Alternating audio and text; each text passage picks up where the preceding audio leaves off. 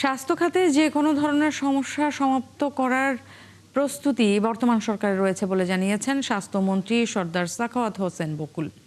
সকাল 10টায় মনোহরদী উপজেলার ঐতিহ্যবাহী পীরপুর ঈদগাহ ময়দানে ঈদের নামাজ শেষে তিনি কথা বলেন। এ সময় তিনি আরও বলেন, সকলের সহযোগিতায় এবারের রমজানে কোনো দ্রব্যমূল্যের দাম বৃদ্ধি পায়নি। এভাবেই সামনের দিনেও জনকল্যাণে কাজ করা হবে। ইতিমধ্যে স্বাস্থ্যসেবা জনগণের দোরগোড়ায় পৌঁছে দিতে নানা ব্যবস্থা গ্রহণ করেছে এই সরকার, যা অব্যাহত থাকবে। আমরা আজকের দিনটিতে সারা বাংলাদেশের সকল হসপিটালে উন্নত মানের খাবার দিয়েছি এবং আমি এখনো অন্য একটি জেলায় আরেকটি হাসপাতাল ভিজিট করতে যাব এবং আমাদের মন্ত্রণালয়ের সকল সচিবগণ starting from the secretary to the deputy secretary level, আমাদের দলীয় নেতৃবৃন্দ প্রত্যেকটা হাসপাতালে আমরা দেখব খাবার সঠিকভাবে সরবরাহ করা হচ্ছে কিনা। আমিও এখান থেকে আমি আরেকটি জেলায় একটি হাসপাতালে যাব।